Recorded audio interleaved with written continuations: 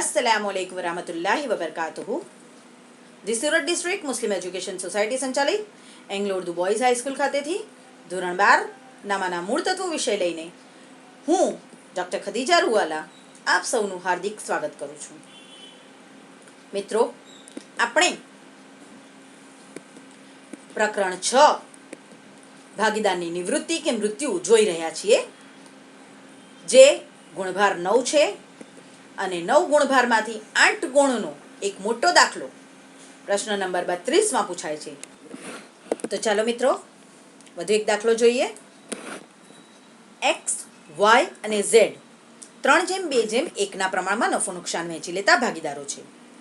Y ભાગીદાર તરીકે નિવૃત્ત થાય છે અને વાયના નફાના ભાગ પૈકી 1/9 ભાગ એક્સને અને 2/9 ભાગ ઝેડને મળશે. ટૂંકમાં વાયનો ભાગ કેટલો છે મિત્રો? જુઓ, એક્સ વાય ઝેડનું પ્રમાણ છે 3:2:1, એટલે 3 ને 2 5 ને 1 6, એટલે વાયનો ભાગ થાય છે 2/6 અને 2/6 ભાગ પૈકી 1/9 ભાગ એક્સ અને 2/9 ભાગ ઝેડને મળશે, એવું કહેવા માંગે છે. તો એક્સ અને ઝેડનું નફા નુકસાનનું નવું પ્રમાણ નક્કી કરવાનું છે.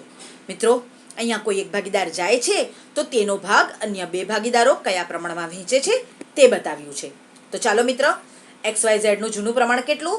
તો ઉપર દાખલામાં આપ્યું છે 3:2:1 અને એમ કહ્યું છે કે વાયના 2/6 ભાગ પૈકીનો 1/9 ભાગ, 3 ને 2 5 ને 1 6 અને વાયનો ભાગ 2 અને કુલ ભાગ 6, એટલે 2/6 ભાગ પૈકી 1/9 ભાગ એક્સને અને 2/9 ભાગ ઝેડને મળે છે.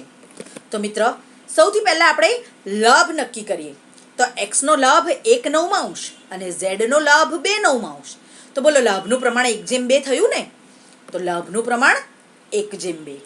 હવે હમણાં જ મેં યાદ કરાવ્યું તમને મારા ગયા સેશનમાં, નવો ભાગ બરાબર જૂનો ભાગ વત્તા લાભ. મિત્રો, આ સૂત્ર યાદ જ રાખજો, દરેક નિવૃત્તિના દાખલામાં આની જરૂર પડશે જ. નવો ભાગ બરાબર જૂનો વત્તા લાભ. અત્યારે આપણને જૂનો ભાગ પણ આપેલો છે અને લાભનું પ્રમાણ પણ આપણે નક્કી કરી નાખ્યું. તો બોલો, ફટાફટ નવો ભાગ શોધાય ને? તો ચાલો, એક્સનો નવો ભાગ બરાબર, તો નવો ભાગ બરાબર જૂનો ભાગ. જૂનો 3/6, એનો ભાગ 3 છે, એક્સનો ભાગ 3 છે 6 માંથી, અને એનું લાભનું પ્રમાણ તો કે 1/9. તો છેદ સરખા કરીને જ્યારે ગણતરી મૂકો તો આવે 11/18. ત્યારબાદ ઝેડનો નવો ભાગ નક્કી કરીએ તો 1/6 વત્તા 2/9. 2/9 એને લાભ મળે છે અને એનો જૂનો ભાગ છે 1/6. તો 1/6 વત્તા 2/9. તો 2 ને 1 3 અને 6 અને 9 છેદ સરખા કરીએ તો 18 થાય. તો મિત્રો, 7/18 એનો નવો ભાગ થાય. તો મિત્રો, અત્રે એક્સ અને ઝેડનું નફા નુકસાનનું નવું પ્રમાણ 11/7 કહેવાય. ખ્યાલ આવે છે ને? આ રીતે ટૂંકો દાખલો નફા નુકસાનની ગણતરી માટે નવો નફાનો ભાગ નક્કી કરવા માટેનો. આ જ દાખલાને જ્યારે મોટા દાખલાના ભાગ સ્વરૂપે આવશે તો તમારે નફા નુકસાનનું આ રીતે પ્રમાણ નક્કી કરવાનું અને નવો ભાગ શોધવો પડશે. હવાલામાં ક્યાંક આ ટુકડો આપી દેવામાં આવશે. તો ચાલો વધુ એક દાખલો જોઈએ. ઓ, બી અને સી 4:5:1ના પ્રમાણમાં નફો નુકસાન વહેંચી લેતા ભાગીદારો છે. ઓ ભાગીદાર તરીકે નિવૃત્ત થાય છે. અત્રે જુઓ, ઓનો ભાગ કેટલો છે? 4 ને 5 9 ને 1 10, 4 દશાંશ. આ 4 દશાંશ વાળા ભાગવાળો ઓ નિવૃત્ત થાય છે અને તેનો ભાગ બી અને સી ને 1/4ના પ્રમાણમાં મેળવશે. અત્રે પણ તમને લાભનો ભાગ આપી દીધો છે કે તેનો ભાગ 1/4ના પ્રમાણમાં મેળવશે. હવે આપણે બી અને સીનું નફા નુકસાનનું નવું પ્રમાણ શોધવાનું છે. તો ચાલો મિત્ર, ઓબીસીનું જૂનું પ્રમાણ આપ્યું છે આપણને 4:5:1 અને ઓનો ભાગ એટલે કે 4 દશાંશ ભાગ બી અને સી 1/4ના પ્રમાણમાં મેળવશે, એટલે બી 1/5 મેળવશે અને સી 4/5 મેળવશે, એવું કહેવા માંગે છે. તો હવે પહેલા આપણે લાભ નક્કી કરીએ. તો લાભ બરાબર નિવૃત્ત થતા ભાગીદારનો ભાગ, એટલે ઓનો જે ભાગ છે 4 દશાંશ તે અને લાભના પ્રમાણનો ભાગ એટલે 1/5 અને 4/5 છે તે. તો સૌથી પહેલા બીનો ભાગ નક્કી કરીએ. તો બીનો લાભ બરાબર 4/10 ગુણ્યા 1/5 એટલે આવે 4/50. એ રીતે સીનો ભાગ નક્કી કરીએ તો 4/10 ગુણ્યા 4/5 એટલે આવે 16/50. માટે લાભ બરાબર બી અને સીનું પ્રમાણ થાય 4/16 એટલે કે 1/4. જો મિત્રો બી અને સીનું પ્રમાણ 1/4 આપેલું છે ને એ 1/4 જ આવ્યું. ચાલો તો હવે ફરી આપણે જૂના સૂત્ર પર આવી જઈએ. નવો ભાગ બરાબર જૂનો ભાગ વત્તા લાભ. જુઓ આ સૂત્ર દરેક દાખલામાં આવે છે નવો ભાગ નક્કી કરવા માટે. બીનો નવો ભાગ તો 5/10 એનો જૂનો ભાગ છે અને એનો લાભનો ભાગ છે 4/50. તો જ્યારે તમે આ છેદ સરખા કરવા જશો તો આવશે 29/50. મિત્રો હવે આની લાંબી ગણતરી મેં મારા પુનર્ગઠનના ચેપ્ટરમાં શીખવાડેલી જ છે. જો તમને આ અંશ છેદ ઉડાડવાનું સમજ ના પડે તો એક વખત ચોથા ચેપ્ટરનું પુનરાવર્તન કરી જજો. એ વિડીયો ફરી જોજો જેથી અંશ છેદ ઉડાડવાના, ક્રોસ ગુણાકાર કરવાનું અને કઈ રીતે આ પ્રમાણ નક્કી કરવાનું તે આવડે માટે. ત્યારબાદ આપણે સીનો ભાગ નક્કી કરીએ તો સીનો નવો ભાગ બરાબર 1/10 વત્તા 16/50. તો એનો નવો ભાગ બને 21/50. માટે બી અને સીનું નવું પ્રમાણ કહેવાય 29/21. મિત્રો આને આપણે નાના નથી કરી શકતા માટે આનું આ જ પ્રમાણ મૂકવું પડે. જો કોમન નીકળી શકે એમ હોય તો પછી તેને નાનું કરીને નવું નફા નુકસાનનું પ્રમાણ આપી દેવાનું. સમજાય છે ને મિત્રો? આવા દાખલા સ્વાધ્યાયમાં પણ આપેલા છે તો તે ફરી ગણવાનો પ્રયત્ન કરજો જેથી તમારી પ્રેક્ટિસ વધુ થાય અને દ્રઢીકરણ પણ થાય. ચાલો વધુ એક દાખલો જોઈએ. પી, ક્યુ અને આર 1/4, 1/3 અને 5/12 પ્રમાણમાં નફો નુકસાન વહેંચતા ભાગીદારો છે.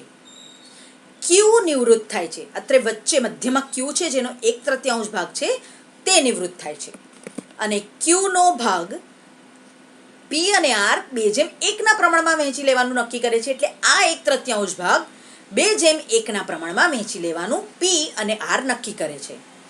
તો પી અને આરનું નવું નફા નુકસાનનું પ્રમાણ આપણે શોધવાનું છે. તો ચાલો સૌથી પહેલા પી ક્યુ આરનું આપણે પ્રમાણ લખીએ. તો કે 1/4, 1/3 અને 5/12. છેદ સરખા કરવા પડે. અત્રે 4 છે, અત્રે 3 છે, અત્રે 12 છે તો 12 સરખા કરવા પડે. તો 3/4/5. તો નવું નફા નુકસાનનું પ્રમાણ આપણું આ નફા નુકસાનનું પ્રમાણ થયું જૂનું 3/4/5.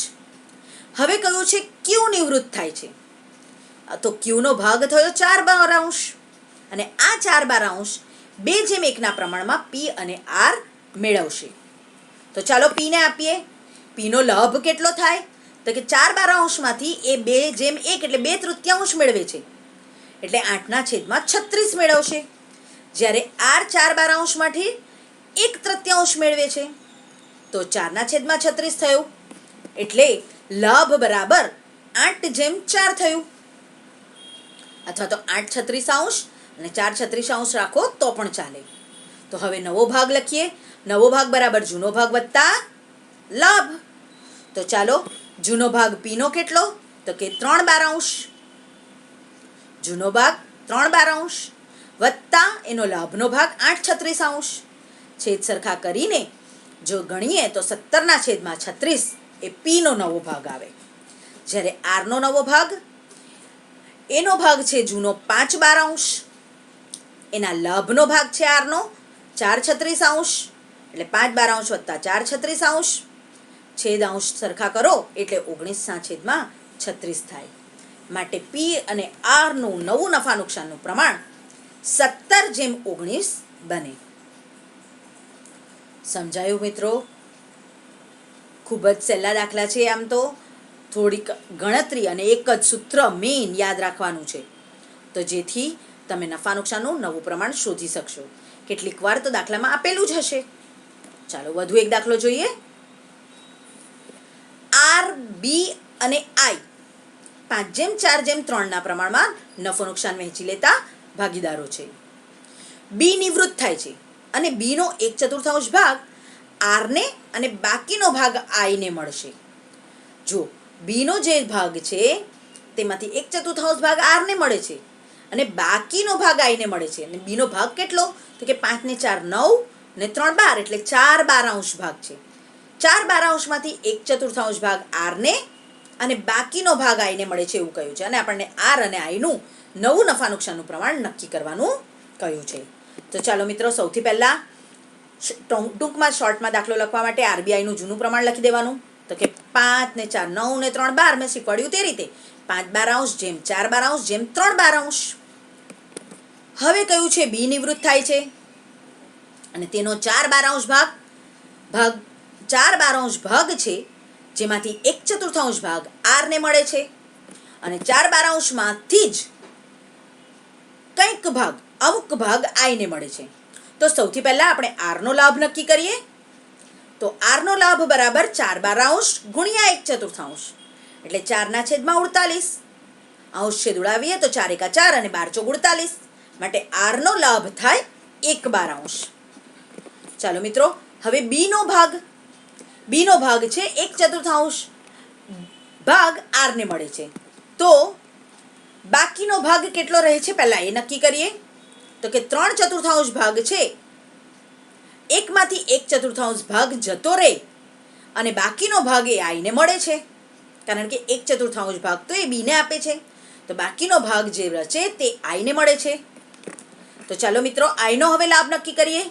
એને પણ 4/12માંથી હવે 3/4 મળે છે, કારણ કે 1/4 તો બીને આપી દીધા અને એકમાંથી 1/4 ગયા તો 3/4 બચ્યા, જે આઈને મળે છે.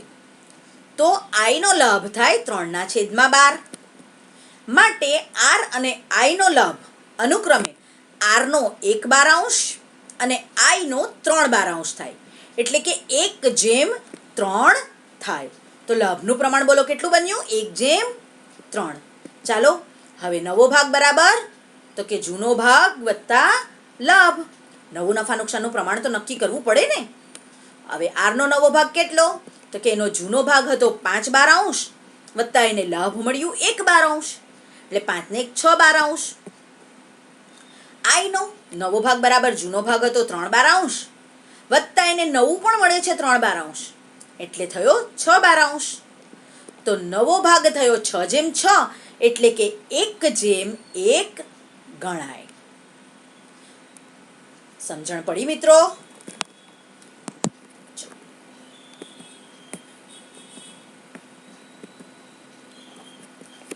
એક નવો દાખલો જોઈએ.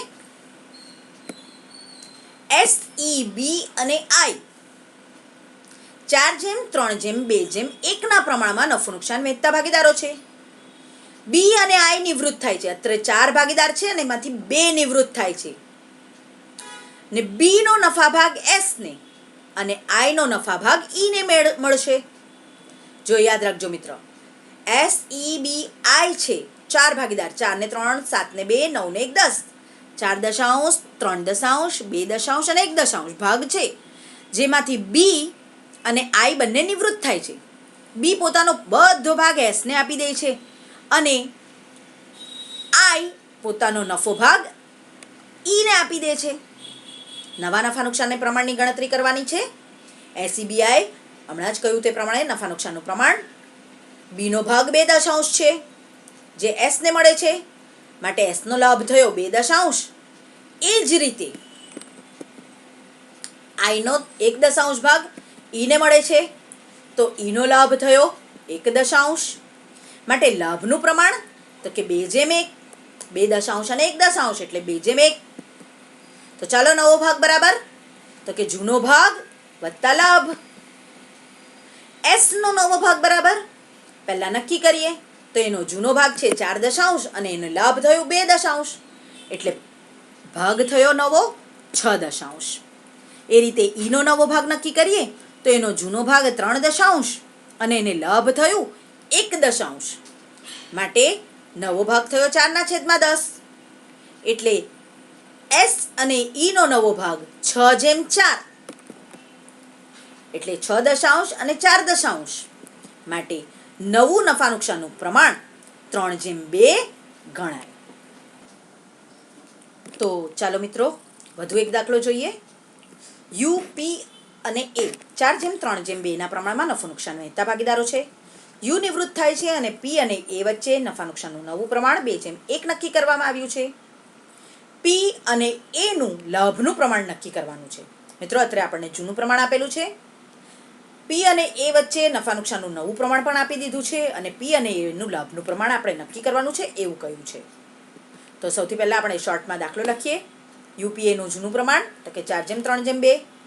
કોણ નિવૃત્ત થાય છે તો કે જેનો 4 દશાંશ ભાગ છે, 4 ને 3 7 ને 2 9, 4 નવમાંશ ભાગ છે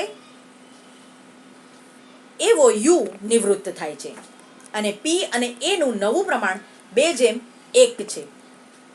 લાભ બરાબર તો કે નવો ભાગ માઇનસ જૂનો ભાગ. ચાલો પીનો નવો ભાગ શોધીએ. તો પીનો નવો ભાગ બરાબર, હવે તો આપણે અહીંયા લાભ શોધવાનું છે. જો આપણને નવો ભાગ પણ આપી દીધો છે અને જૂનો ભાગ પણ આપી દીધો છે. તો પીનો નવો ભાગ શોધવા માટે એનો નવો ભાગ 2/3 2:1નું પ્રમાણ નક્કી કરેલું છે ને નવું, તો 2/3 માઇનસ 3/9 એટલે પીનો નવો ભાગ આવે 3/9. એ રીતે એનો નવો ભાગ આવે 1/3માંથી 2/9 જાય તો 1/9. માટે લાભ કેટલું થયું તો કે 3:1. આમ જે લાભનું પ્રમાણ આપ્યું છે તે આપણે નક્કી કર્યું 3:1. મિત્રો, આ થયા આપણા ટૂંકા દાખલા.